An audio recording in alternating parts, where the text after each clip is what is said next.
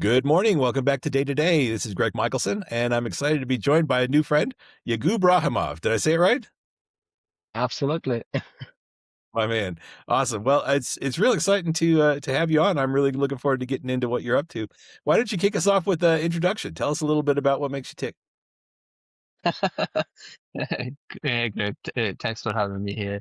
Hi, everyone. My name is Yagub Rahimov. I'm the CEO and the founder of Polygraph AI. In the industry, I'm known as Mr. Paranoid, so that you don't actually need to be paranoid yourself. We do the research and all the fun stuff, going through the rabbit hole all the time. My background comes from, I'm a self-taught technologist personally, uh, having built two prior technology companies, also in machine learning field.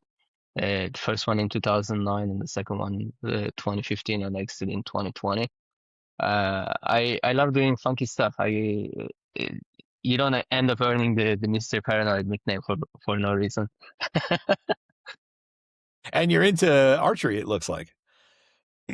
I That's actually something to remind me that I need to spend some time to get a new hobby. I put it in there. Unfortunately, I don't have time. I need to get out there. Maybe this summer it will be the time. I'm learning it. I see. I see. Well, it's big fun. Nothing cooler than shooting an arrow into a target. Yeah, Now, you absolutely. said you had two previous technology companies. Tell us about those. What were they? So uh, the uh, if you check my name, you'll see that I'm actually a professional trader as well, or I was a A stock professional trader? trader. Commodities trader and futures trader, majorly. So the first company in 2005, I was sponsored by the U.S. State Department, and I studied in California. I'm originally from Azerbaijan. So I learned how to trade and went back home, went to college, etc. And in the middle, during the financial crisis, when everyone was losing their mind, it was like a God's given opportunity for me in a way. Traded, made pretty good money out of it. And as a result of it, 2009 in Netherlands, I started a company called Target Signals, which basically was a social trading platform. So the goal was to eliminate the fraudsters in a way that were pretending to be professional traders, taking signals related things. Um, so we ended up exiting that one. I worked afterwards at a brokerage as the youngest C-level in the whole industry, and grew that brokerage into world's second largest brokerage by means of volume. In And in 2015, I left the brokerage to start Seven Markets. And Seven Markets, I was working before Seven Markets at the brokerage, and I could see the behind the scene elements of financial markets in a way. It's not as beautiful as it looks actually from outside. There are lots of murkiness, or there were even more murkiness that you could see among the competition and everyone else. So I went on a mission on trying to eliminate fraud, financial fraud specifically, uh, across the across the industry. So one of the biggest ones that I was actually involved in reporting, etc., was AFX bust. Uh, and a few other ones as well. So we built tools and environments where we would share kind of true market sentiment, what's actually happening, true analytics from professionals' perspective, unbiased. We never took any money from anyone to write those research, kind of like what the analyst firms are promising to do today. But in analyst firms, to be included, most of the times, unfortunately, you need to be a client of some sort, at least some of them.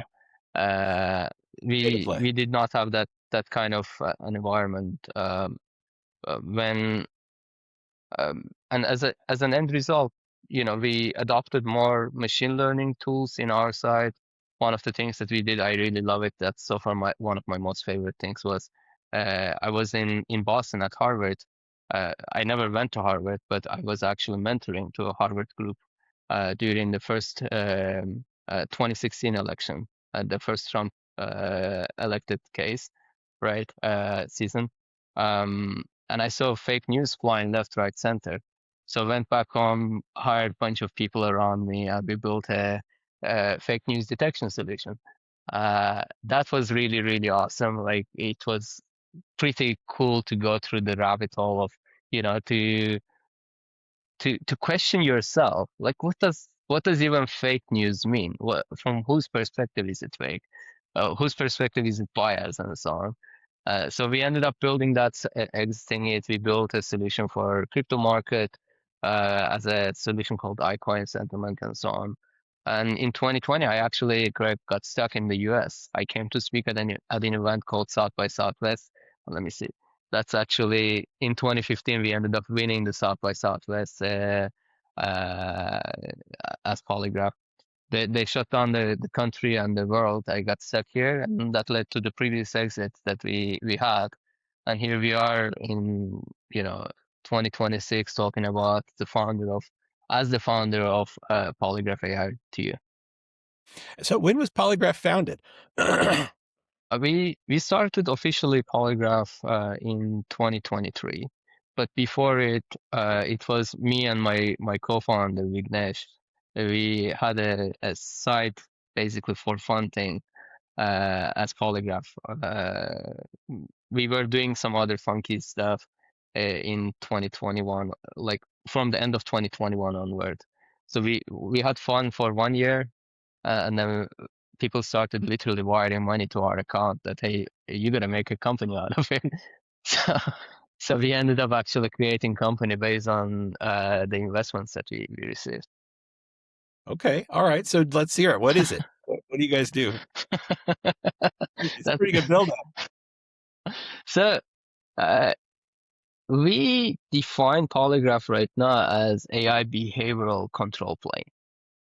I want to repeat again, AI behavioral control plane. In short, AIBC. Um, and essentially speaking, what we do is we are addressing the failures of AI from security perspective, or with AI. With AI is actually more definitive than anything else, because here's the thing: behavioral does not mean behavior of the AI. Behavioral is the behavior of the model, as well as the behavior of the person who utilizes it, right? Behavioral, the coverage of the dual symbiosis solution. Um, Now, it's by we AI are here, you mean large language models, yeah? That's what we're talking about here. LLMs and AI tools and AI powered tools, overall speaking.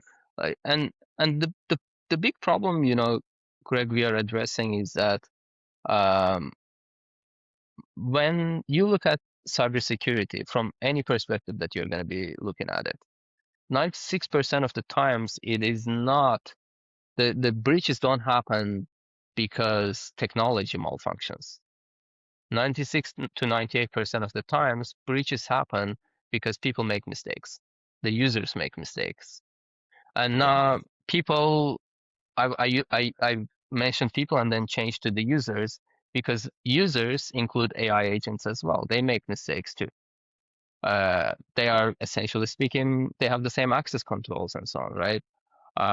So on Polygraph AI perspective, we make it user-facing, real-time, inline operation that every incompliance, every infiltration attack, every prompt injection, etc., becomes inline, uh, being caught by a secondary small language model powered, call it like a firewall environment, proxy environment.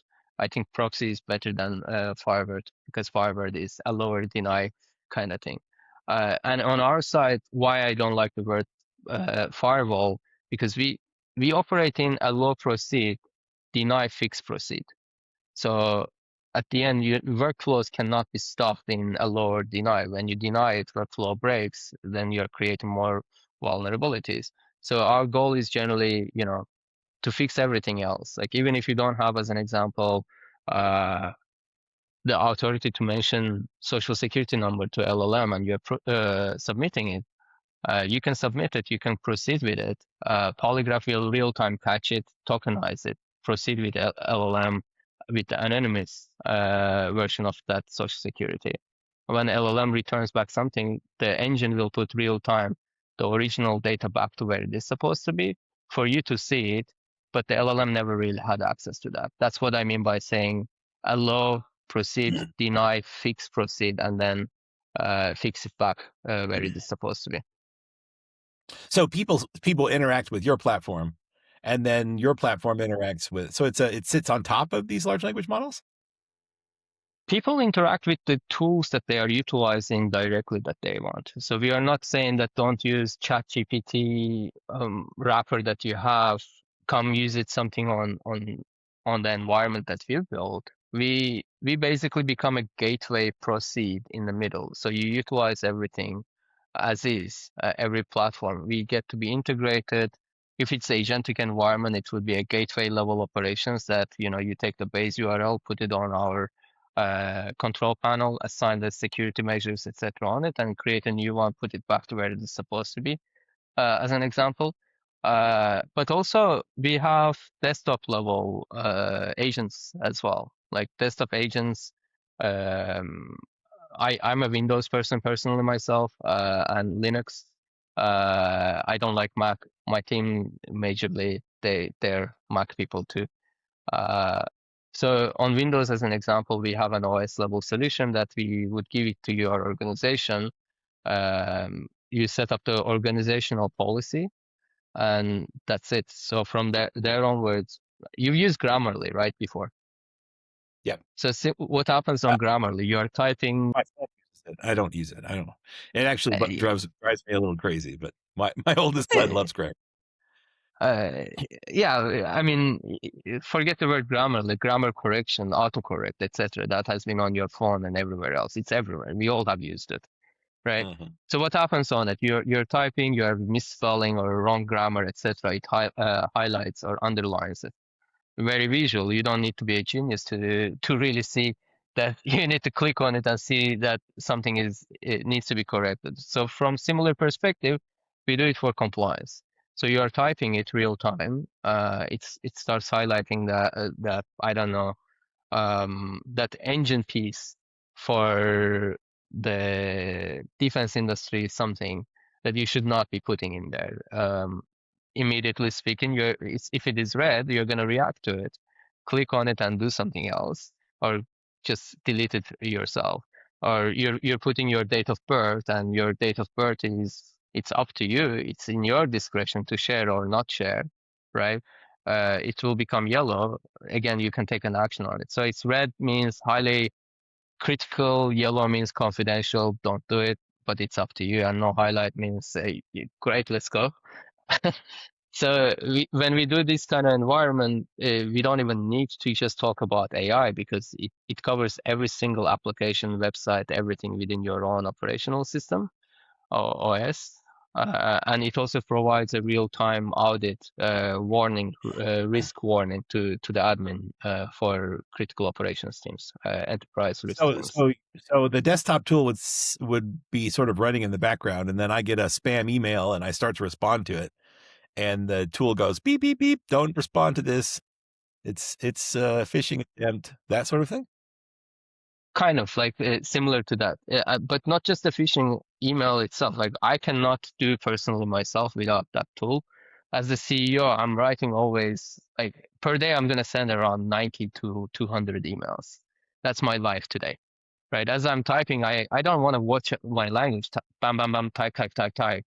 And very often I actually use voice to text as well.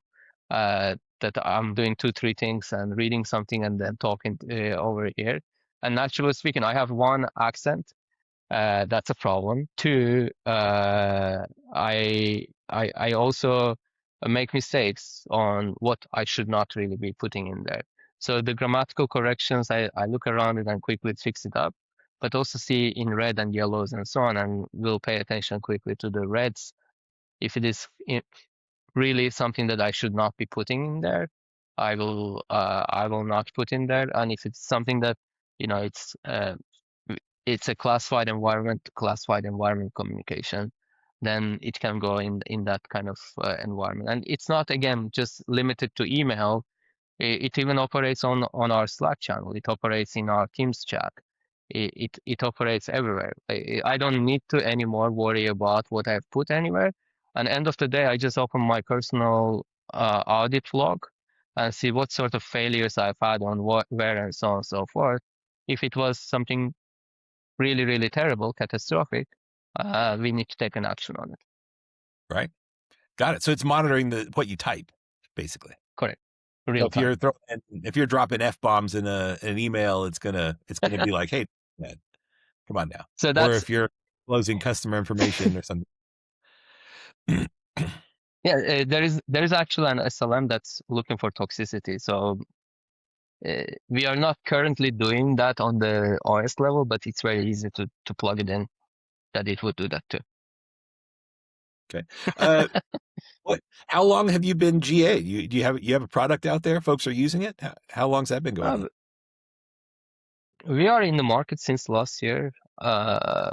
We have today around 300,000 end users, approximately. Most months we are profitable. Overall speaking, we are not fully profitable yet, but majority of the months we are a profitable company. That should tell you something around it. And we work with hospitals, we work with insurance companies, banks, hedge funds, and certain government, defense, and state agencies. And those are primarily using your desktop tool? It's a desktop tool is step one of the 3-step AI security operation. It's visibility and audit, but then you need to give them control panel to customize. Greg is the co-founder in the Zirve, or I don't know how you say your company name. Serve. Zerv. Yeah. By the way, if I said Zirve in Turkish, it actually means the peak. That was not a bad word that I was saying. Yeah. That sounds actually also very strong name. So as a co-founder, you have, I guess, similar to me, different kind of policies assigned to you. You are more privileged person per se. But imagine you're hiring an intern to your engineering team. In there, you have a senior engineer, you have, I don't know, a junior engineer, and then you have an intern. You're not going to go ahead and give the same privilege rights to everyone, right? They're going to be the same. They're going to be different. It's not going to be the same. So the same kind of like a mindset needs to apply on AI as well. Who cannot do what on what environment, and who should be anonymized, who should be pseudonymized, who should be blocked, and so on and so forth. So with the step one, that desktop application that I was talking about, the overlay, it visualizes all your failures without any integration requirement. And then we take that knowledge within 3 days and create policies, assign additional existing policies onto that as well, and then create an enforcement. So visualize, control, and enforce is the 3-step thing for AI security that we do. The end product, the complete package called Secure LLM that we provide. Secure LLM essentially speaks to itself. Anything that's anything that's to do with LLM needs to be secured, and not just the PII or PHI or known as NER level activity, but the guardrails, the complexity, whether it's the language enforcement. You have let's say your Japanese team member who needs to communicate to you in English and they need to operate in Japanese. You can say that that person can only engage with AI in Japanese and English. If that person is trying to put something in there in, I don't know, Spanish and Filipino and or I don't know, Mandarin, something could be funky going on in there, right? So you can put a language level, you mentioned, and a toxicity level, something in there. You can put that in there. the prompt infiltration, I don't know, there are 17 different points that goes in there, or JSON validation, as an example, is another one that's very common operation, or reference validator, real website, real reference, basically validator. There are 17 of these SLMs that are doing each one of them specific tasks. And as a result, it becomes a complete secure controlled solution for you. And you can connect it to chatbots, you can connect it to your agentic environment, you can even connect it to your Google Meet, to Zoom, Teams, etc. That real time, if you are in my own, as an example, Polygraph environment, and you're mentioning any API key, any ID number in the Zoom calls, Teams calls, Google Meet calls, all our calls are generally recorded, but all of those things in the recording will be beeped out. Hmm. Got it. So That's fascinating. yeah, Is that through APIs? Like Meets and Zoom have APIs for doing that sort of thing? so we have integrated the Meets and Zooms directly, correct. Okay. Okay, well, here let's maybe look at it from a different perspective. Zerv is the best agentic coding environment out there when you're working with data. And so, what from let's say you're a data scientist or a machine learning engineer or a data analyst, and we're working with code. How would Polygraph plug into something like Zerv to monitor what people are doing? So what is Zerg built on? That would be my very first thing. What's it built on? Yeah, It's which a LLMs web-based do you, development environment. mhm. So it's a coding environment, cloud-based. All right. Do you have your own APIs? Yeah, absolutely. Absolutely, right. So it's very simple. We integrate our engine to that as a workflow operation. Any input that you are putting in there with around 100 millisecond latency, it will go through a proxy, and anything that comes out as well. Uh, you can go for NER, non name entity recognition, as an example. If someone is trying to code something, I don't know exactly how the Zerv really works, but let's say that it's similar to Cloud Code, as an example. Just to something that I'm familiar with. So in that environment, the Cloud Code space URL has been connected to Polygraph, integrated with. So you're adding certain APIs and so on, the keys, the usernames, as an example, or passwords and so on. They get to be tokenized real time without breaking your environment. And when the AI returns back and does something with it, it gets to be tokenized for you that you can actually see on the end final result.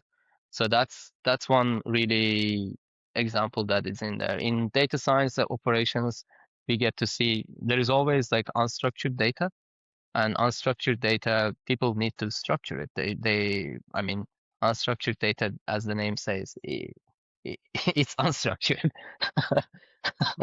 Yeah, So you got it. you gotta put it in a reliable format. But as an example, your at sign in front of a word that you're tagging someone, if it's gonna be marked as an email, you're going to have a problem in that environment. And talking of it, the email level NER, as an example, accuracy in the market today is at 65%. I don't know if you knew it or not.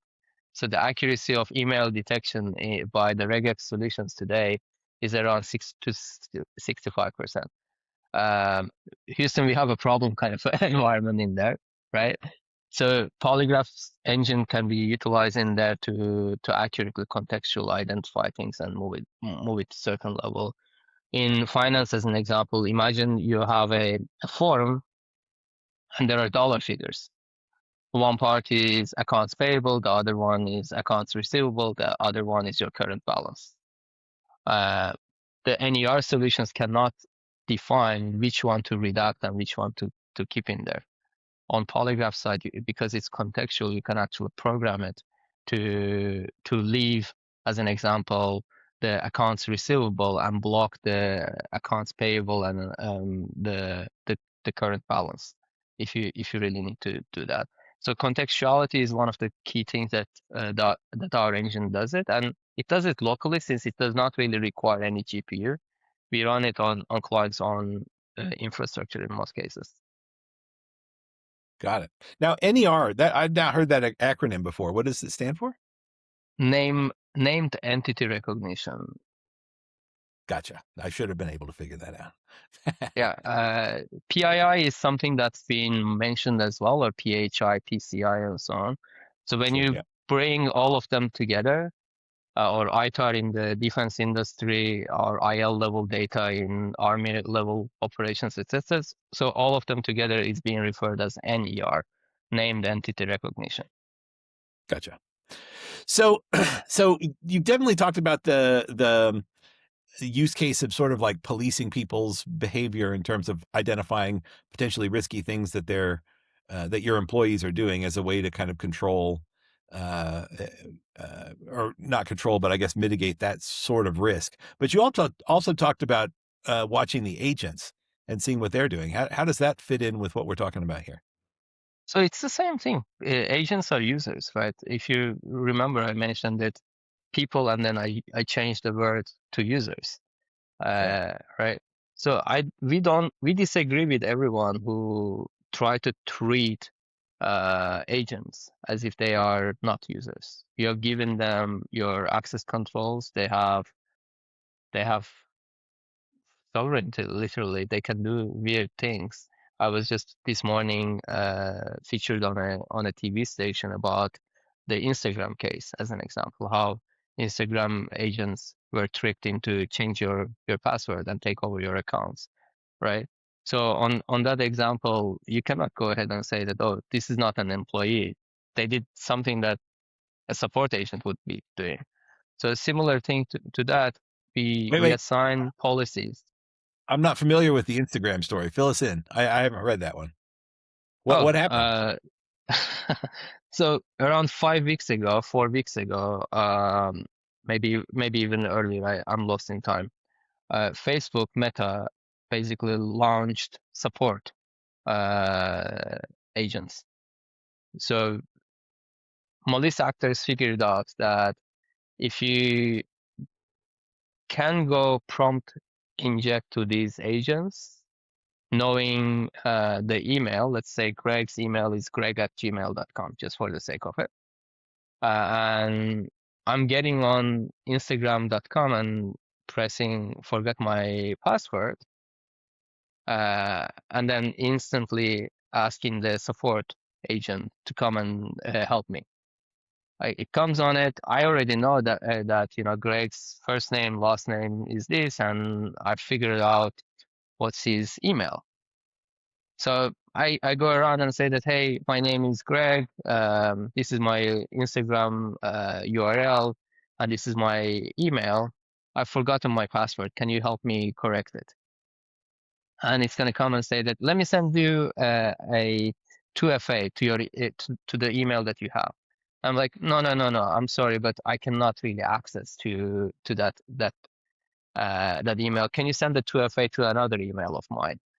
And the Instagram agents were being tricked to send the 2FA to a different email.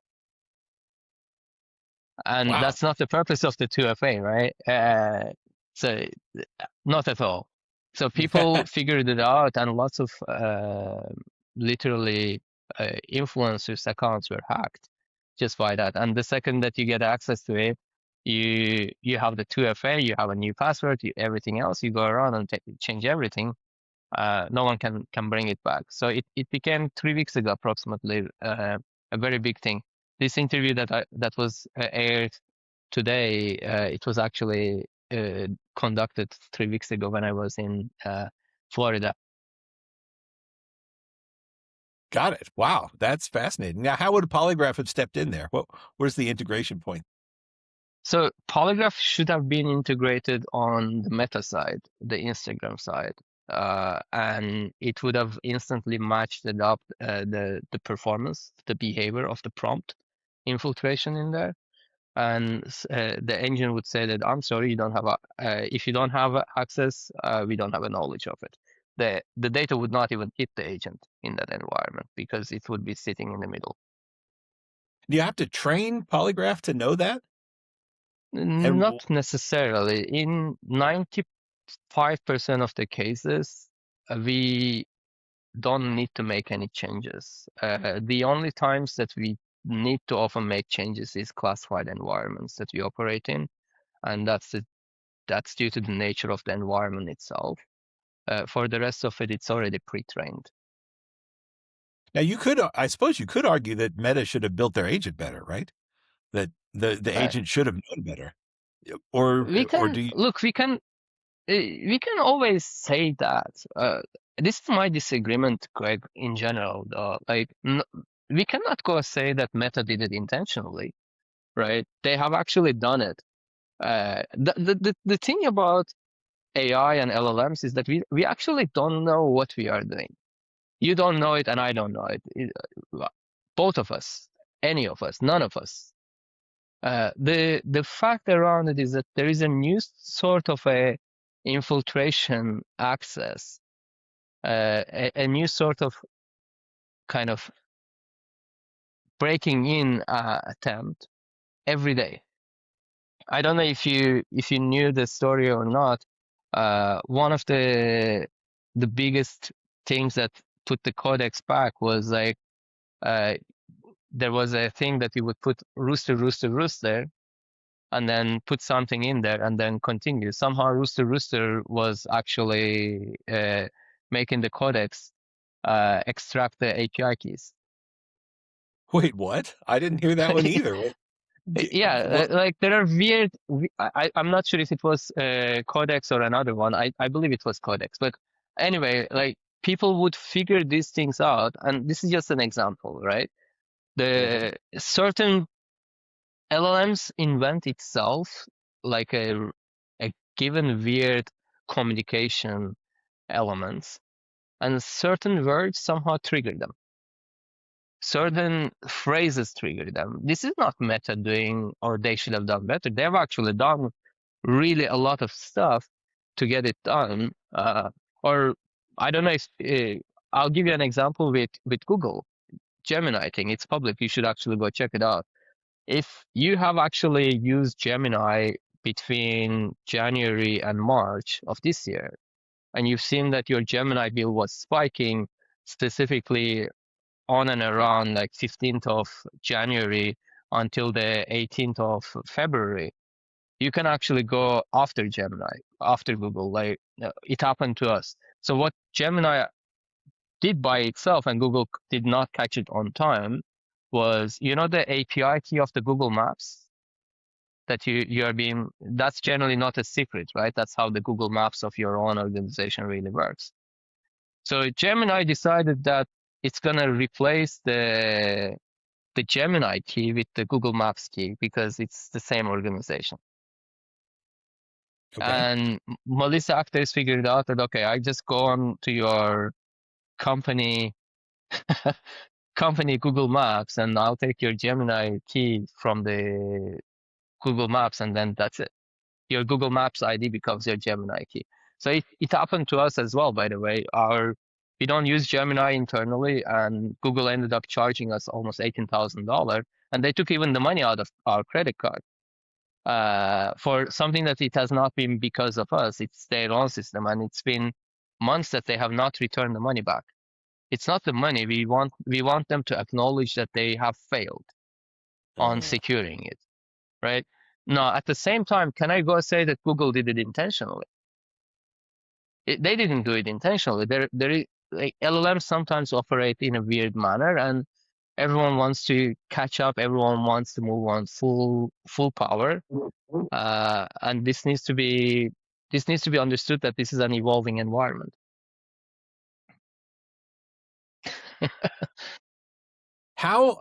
so I've certainly seen it. In fact, I think there's a bug out in ChatGPT now with the way for a very long context chats where it starts to get confused about what you're asking it. And so I've definitely seen the large language models doing things that are unexpected or unusual. And you're right, there's no way to diagnose it. There's no way to tell what's going on. So part of what we've done with our agent is we've put some adversarial like sub agents in there to kind of look at results and say, what does this look like? Is it what was expected? That sort of thing. And that seems to be similar to what you guys are doing, right? It's kind of taking, I guess, orthogonal LLMs and running them against each other to kind of identify those We unusual don't behaviors? look, the structure that you're saying is an industry standard. Use another LLM for this LLM and so on and so forth. We intention. With all due respect to everyone in the industry, we say that an ordinary CISO should not go say that I'm worried about one LLM. Let me go worry about two of them, right? Because you're adopting another one to police another one. Now you have actually two attack vectors. So on our side, we do not use LLMs. We deliver SLMs, small language models. There are multitudes of them. Each one of them have their own specific task. If it is a privacy, there is one. If it is prompt infiltration, there is one. If it is toxicity, there is one. And each one of them are running only on CPU RAM environment. Collectively together, it's going to utilize around 120 megabytes of RAM. So we don't really have a dependency on GPU and computation power neither. And it's actually running on my Windows laptop right here, right now, on it. So this way we eliminate the attack vector in itself, and the SLMs cannot be prompt infiltrated because they are not Gen AI. They're binary discriminators per se that they are operating in. And with it, it's a we eliminate the problems in the market, overall speaking. So what is it that makes small language models more reliable than large language models? Is it that they're trained on Uh, specific data, or they're less prone to hallucinate? Why so is let why? me let's actually make it really clear, right? God forbid, let's say that someone is sick, and that someone, let's say that that person is having a heart problem. You are not going to go bring that to a general practitioner. General practitioner is like an LLM. He knows everything about bits and pieces of everything, but it's not a doctor of cardiovascular operations, right? So you're going to bring it to cardiologist as an example. Um, that's the difference. LLMs are that general practitioner knows a little bit of everything. SLMs, the task-specific SLMs that we are talking about, has been specifically trained to do one thing in a crazy high accurate environment. I'll give you one example regarding the NER that you mentioned. That PII detections, regex environments have existed for decades. Everyone has tried for decades to increase the accuracy of it as much as possible. In an environment like Japan, as an example, where there are 3 different character alphabets, and on top of it, there is a Latin character alphabet as well that's being connected to the language. So we went to Japan for the first time in December with the invitation of Nippon Life Insurance. And we saw this, that everyone is actually struggling with data protection because of the alphabet related issues. And they're using also LLMs and so on and so forth just to protect it. The average high level accuracy in Japanese language of PII detection is less than 50%, by the way. You have a better coin flip result than going after a PII level solution.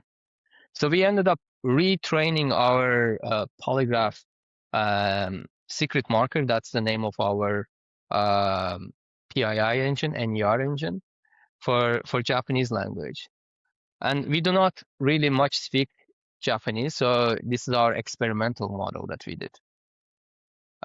In April, we went back there during the Sushi Tech. Sushi Tech is Japan's largest technology event that happens in Tokyo. And we basically announced the solution. Our average accuracy became 89%, which essentially speaking brought 46% delta between us and the second best solution. The only reason why we were able to do that was training methodology and making it task specific for that one task alone. and the model itself is 300 megabytes. The entirety of the model itself. So I can actually put it on any device that they're running and run it. It will not make that device die. It brings confidential compute as well on the basically chip-based operation in general that we deploy. It encrypts if you need encryption. It is local in your own environment. The data does not go to anywhere. It is task specific and brings 46% better results. It uses less energy. I can go on and on and on this one, and it's fully customizable. That's the major difference between SLMs and LLMs. If I go to LLMs, another problem with LLMs is that they are not explainable. The result comes to you. How are you gonna go explain what it is? On the SLMs, every result, every decision that it makes, that let's say Yagub Rahimov, Yagub is the first name, Rahimov is the last name in example that it's putting it in there, it will put the confidence rate next to each of the decisions that it makes. So now you know exactly like how confident it is. Or we have an SLM that detects deepfake voices as an example. On the deepfake voice, every 15 seconds, it actually analyzes the communication, and it will show you, you know, how confident is it during that 15-second period that there was a real or deepfake thing. And sometimes it will show 5% AI, 95% human. That doesn't mean that 5% of that is AI and 95% is human. It basically says that for this 15 seconds, my confidence is that 95% of it is human. It's up to you how you read it. In normal mathematics, bigger number is the one that wins. Yeah, that's very sensible. So what's next? What's next for you guys? What's in the horizon for the next 3-5 years? But 3 to 5 years in AR world is actually a century or longer. Like, so we live in a dog year multiplied by 10 probably ourselves. But the main thing that, you know, I'm a libertarian person myself.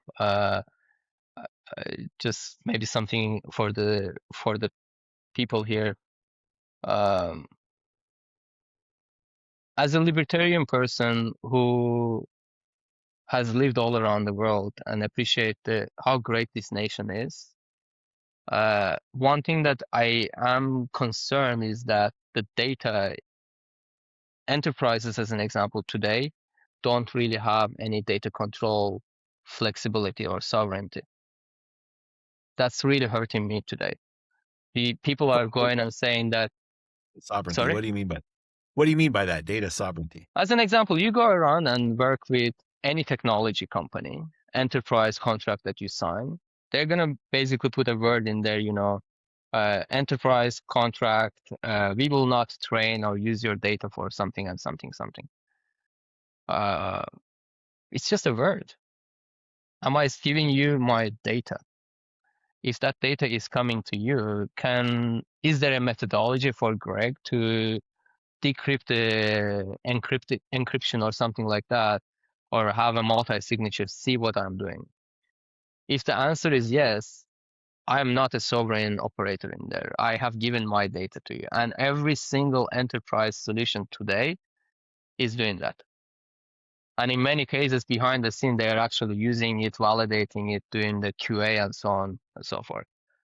The one thing that we are working on and pushing it forward is bringing our SLMs on every device for every application without integration requirements, so that it basically becomes a controlled data sovereignty, data security, data privacy environment where you can actually decide which enterprise vendor of yours gets what data, but without breaking your own operation.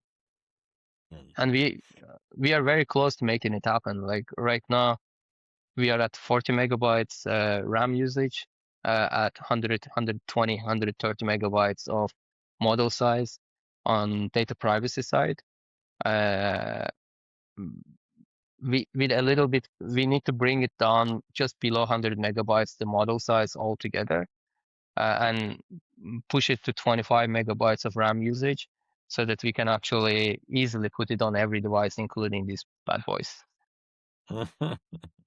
So So that's your vision, is to have Polygraph running on every phone in the world as a way to protect people's data? enterprise, Enter- every enterprise device, every As a way to, enterprise device. as a security measure, a privacy measure? Security measure, privacy measure, and we have multiple different other things too. We have methodology that we can actually detect scammers before they actually trigger, just based on the way that they communicate and so on. But we need to be in, like, imagine, we are having a Google Meet and someone is deep faking you, saying that, hey, Yagub is deep faking you, that, hey, Greg, I'm having connectivity issue. Let me call you from my phone. You cannot say that this cannot happen, right? How do you know that? How can you real time ping that, and the second the call comes in, notify you on the phone that this is not really a Yagub, as an example, Yeah, right? yeah, yeah. Or the person says that and sends an email or whatsoever to the scammers, the malicious parties. They don't just go on one way or another. There are multitudes of methodologies on how they are trying to infiltrate you. And for us to be effective, we need to be in every device that enterprise is running on. Hmm. Yeah, good. That's fascinating. I think this is kind of a brave new world here. There's certainly tools out there that have tried to live in this space before, but none of them AI powered. And so it's been really exciting and interesting to learn about your approach. Yeah, thank you. Do you know one thing, by the way, Greg? Back in 2019, if I would tell you that companies will move from cloud to on-prem, would you have agreed with me? From Claude? Cloud, cloud environment, Oh, Claude. AWS. Yeah, no, definitely not. But today we are actually seeing on average 3 to 6% increase on enterprise world migration from cloud environment to on-prem. You think that's cost related? The AWS is just like eating people's lunch, cloud cost related, or is it more security driven? It's both.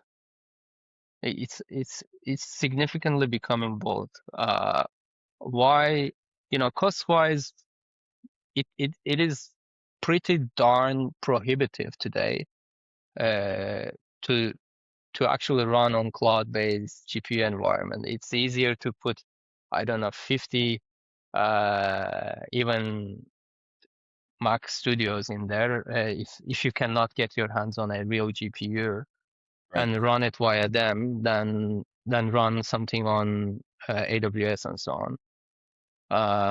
That's one problem. Uh, but the second problem is what I actually mentioned. Data sovereignty is becoming a real problem, real challenge. Enterprises, CISOs are waking up to understand that they no longer can say that, oh, this is enterprise, or this is something, that's something. Even the government is pushing on that direction. Do you notice, and I want you to pay attention a little bit here, there is not much of any more FedRAMP compliance push. No one really is anymore pushing for FedRAMP compliance, but there is something else. You will see in November is the deadline. Everyone is pushing for CMMC Type 2 compliance. And the CMMC Type 2 basically is saying that facility controls and so on and so forth, basically the locality control that we are talking about. We will see more and more of these things, and AI sooner or later, there is no freaking way that companies will need to spend trillions of dollars for getting $1 billion of benefit out of it.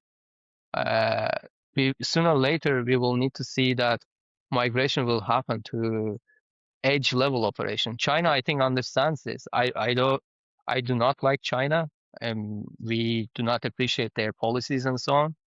But I think China understands this, and they are trying to own that industry. Open source, edge-based, local LLMs, GLMs, and so on that we are seeing right now. GLMs are going head-to-head right now with almost Sonnet. In fact, actually beating Sonnet. And I can run a GLM on a Mac Studio, pay nothing just by my electricity, I don't know, $3 a day, and win with it. We will see more of these things, and I believe that SLMs will make that even faster adopted. Uh, any of uh, any of the security measures can be predictable from there on. It should not be token based security. You're sending, I don't know, a billion word email communication a day.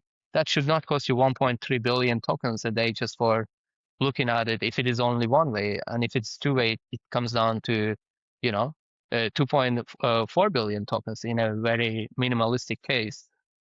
Companies need to go for a forecastable, explainable pricing, budgeting, etc. that they need to see too, and know that their data did not go some John Doe's operation system to come back to them and saying that, okay, you can actually do this. Hmm. Hmm. Yeah, the economics of it are certainly not worked out yet. All subsidized by VCs and, and that sort of thing. I've seen like weirdest things, Greg. The weirdest part is that recently I met with a company. They have a enterprise cloud, Anthropic cloud, and they hired another AI security company that uses their enterprise cloud solution to govern this enterprise. I'm like, so you were worried about your enterprise cloud. You needed to get another enterprise cloud, not to worry about your enterprise cloud. It's just, I mean, like, what? It just doesn't make sense. If you are really worried about it, uh, now you are also giving your data to a third party twice. And this is becoming a big problem for CISOs, that they're just trying to put a checkbox very often. And fortunately, that number is minority right now. It's declining. But that thing needs to really change. Hmm. Hmm. All right, last question. You get to talk to every CISO on the planet. What's the number one thing that they should be doing today? Understand, what does contextuality mean? Contextual security. Okay, say more about that. You really need to understand, what does contextual security mean. Like, the traditional pattern-based security approach does not really work. Will not work. It will be completely obsolete in the next 12 months. If you do not understand, as we are moving towards a context level understanding or explaining our agents what to build, we are no longer just going and saying like, if clause this and that, putting things in there. We are actually saying that I'm building an app to do A, B, C, D, and I need A, B, C, etc. inside and so on. It's a context level explanation in there, right? So security needs to be a context level coverage as well. You cannot just, if I go around and I've seen actually certain India generated softwares having built inside time bombs when the engine should, or when the website should stop working, so that they can actually ping to you on, hey, I noticed that your website doesn't work, the one that I built. Do you want me to come and help you with it? Right? Those things can be caught and should be caught from context perspective. And that's why, by the way, we see Mythos and so on coming to the game these days, because LLMs can understand the context. They can see what's invisible in there. And we need to, all the CISOs, all the CIOs, all the risk people need to rethink of their risk compliance security environment from the context perspective. Fascinating. Well, Yagub, this has been an amazing conversation. I've learned a lot, and I'm excited to see what happens with you guys and how things go for the next few years. Thanks for coming on. Absolutely. Thank you. I appreciate you Yeah. having me here. Awesome. Awesome. Well, all right. Signing off. Thank you very much. Cheers.